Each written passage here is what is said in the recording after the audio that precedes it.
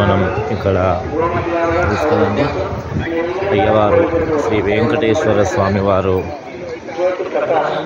సేవ ఇక్కడ నుంచి అంటే పల్లకి సేవ, ఊరేగింపు, బ్రహ్మోత్సవాల ఊరేగింపు, అయ్యవారు పురవీధుల గుండగా ఊరేగే స్థలం ఇది. ఇదే వీధులండి. ఇక్కడి నుంచి చక్కగా అయ్యవారి పురవీధుల గుండగా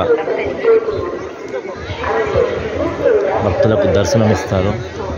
ఈ గేట్ల నడుమ భక్తులందరూ కూడా ఉంటారు, చూడొచ్చు మీరు. సో సాయంత్రం కరెక్ట్గా 5-5:30 సమయంలో అయ్యవారి ఊరేగింపు కార్యక్రమం, అయ్యవారి సేవా కార్యక్రమం అంటారు. ఈ సేవా కార్యక్రమంలో ఏం చేస్తారు, పురవీధుల గుండగా ఇదంతా కూడా చక్కగా అయ్యవారు దర్శనమిస్తూ తిరుగుతారు. అంతా పురవీధులన్నీ చక్కగా దర్శనం చేసుకుంటూ వెళ్ళిపోవచ్చు. టెంపుల్స్ కూడా చూడవచ్చు మీరు. విధంగా టెంపుల్స్ ఉంటాయి. దర్శనం వెళ్ళేప్పుడు కూడా కొనసాగుతుంది. ఇవన్నీ పురవీధులే అండి, దర్శనార్థం కోసం పిలుస్తుంటారు. ದೇವಸ್ಥಾನ ಅಧಿಕಾರಿಗಳಿಗೂ ఇంకా ఇది ఎంతగానో ఊరించే శ్రీవారికి ఇప్పుడు మనం అఖండ హరినామ సంకీర్తన దగ్గరికి వచ్చాము.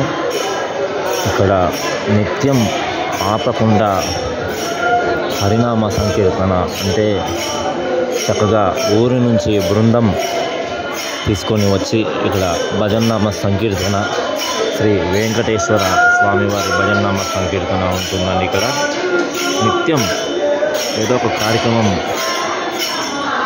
ఇక్కడ అఖండ హరినామ సంకీర్తన హిందూ ధర్మ ప్రచార పరిషత్ వారి ఆధ్వర్యంలో, తిరుమల తిరుపతి దేవస్థానం టిటిడి వారి ఆధ్వర్యంలో భజన నిర్వహిస్తున్నారు.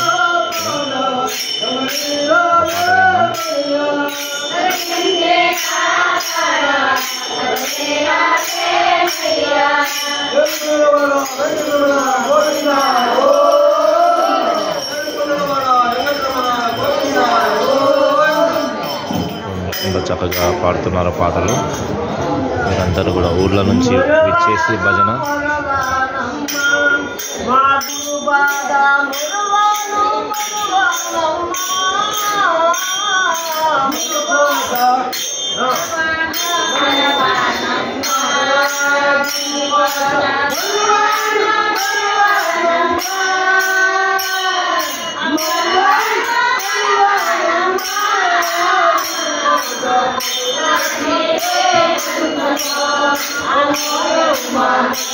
అందరూ ఏజ్లో పెద్దవాళ్ళైనా కూడా ఎంత చక్కగా కమ్యూనిటీతోని చక్కగా ఓపికతోని భక్తి పరవశమైపోయినటువంటి భక్తులు చక్కగా పాడుతున్నారు. చూడండి, అఖండ హరినామ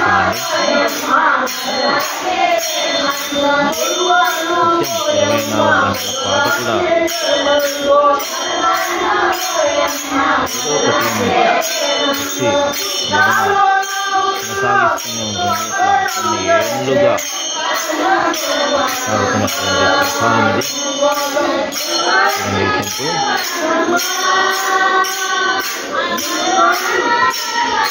హరినామ సంకీర్తన ఉంది కదా, వేరే చోటుకు వెళ్ళడం